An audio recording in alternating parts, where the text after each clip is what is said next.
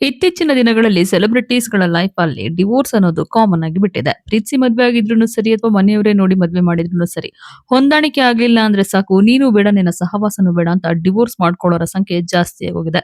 ಇದು ಕೇವಲ ಸೆಲೆಬ್ರಿಟೀಸ್‌ಗಳ ಒಂದು ಲೈಫ್ ಅಷ್ಟೇ ಅಲ್ಲ. ಜನಸಾಮಾನ್ಯರಲ್ಲೂ ಕೂಡ ಈ ಡಿವೋರ್ಸ್ ಅನ್ನೋ ಪದ ಕಾಮನ್ ಆಗಿ ಬಿಟ್ಟಿದೆ. ಆದ್ರೆ ನಟಿ ಧನ್ಯಾರಾಮ್ ಅವರು ಈ ಡಿವೋರ್ಸ್ ಬಗ್ಗೆ ಒಂದಿಷ್ಟು ಮಾತುಗಳನ್ನ ಆಡಿರೋದು ಈಗ ವೈರಲ್ ಆಗ್ತಾ ಇದೆ. ಡಿವೋರ್ಸ್ ಅನ್ನೋದು ಏನ್ ಕೆಟ್ಟದ್ದಲ್ಲ. ಅದ್ರಲ್ಲಿ ನಮ್ಗೆ ಅಲ್ಲಿ ಆಗ್ಲಿಲ್ಲ, ಆ ಜಾಗದಲ್ಲಿ ನಮ್ಗೆ ಇರೋದಕ್ಕೆ ಸಾಧ್ಯನೇ ಆಗಿಲ್ಲ ಅಂತ ಟೈಮಲ್ಲಿ ಡಿವೋರ್ಸ್ ತಗೊಳ್ಳೋದು ಏನು ತಪ್ಪಿಲ್ಲ ಅಂತ ಹೇಳ್ಬಿಟ್ಟಿದ್ದಾರೆ. ಹಾಗಾದ್ರೆ ಧನ್ಯ ಅವರು ಈ ರೀತಿಯಾಗಿ ಯಾಕೆ ಹೇಳಿಕೆಯನ್ನ ಕೊಟ್ರು? ಧನ್ಯ ಅವರ ಜೀವನದಲ್ಲಿ ಏನಾದ್ರು ಹೆಚ್ಚು ಕಮ್ಮಿ ಆಗೋಗಿದ್ಯಾ? ಅವರ ಒಂದು ಸಂಸಾರ ಚೆನ್ನಾಗೇ ಇತ್ತು. ಈ ರೀತಿ ಹೇಳಿಕೆಯನ್ನ ಕೊಡೋದಕ್ಕೆ ಏನ್ ಅವಶ್ಯಕತೆ ಇತ್ತು? ಅವರ ಜೀವನ ಏನಾದ್ರು ಹಳಿ ತಪ್ಪಿದ್ಯಾ ಅಂತ ಸೋಷಿಯಲ್ ಮೀಡಿಯಾದಲ್ಲಿ ಈಗ ಚರ್ಚೆ ಆಗೋದಕ್ಕೆ ಶುರು ಆಗೋಗಿದೆ. ಹಾಗಾದ್ರೆ ನಟಿ ಧನ್ಯ ಅವರು ಹೇಳಿದ್ದಾದ್ರೂ ಏನು?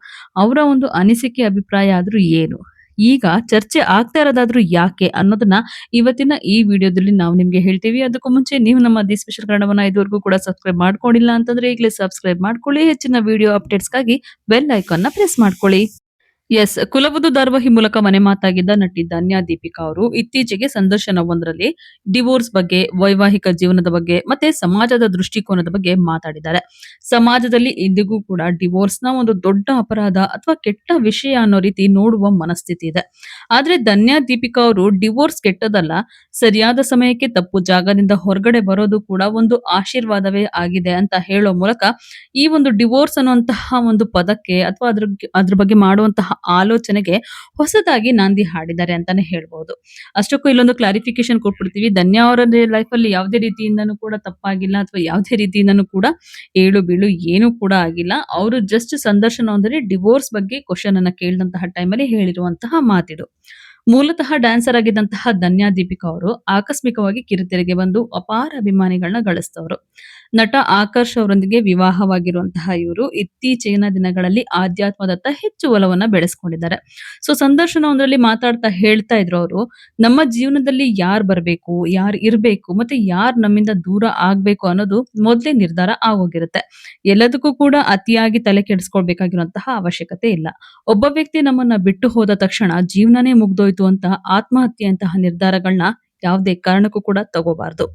ನಾವು ಹುಟ್ಟಿರೋದು ಏನೋ ಸಾಧನೆ ಮಾಡೋದಕ್ಕೆ, ಮದುವೆ ಸಂಸಾರ ಇಷ್ಟೇ ಜೀವನ ಅಲ್ಲ ಅಂತ ಹೇಳಿದ್ದಾರೆ.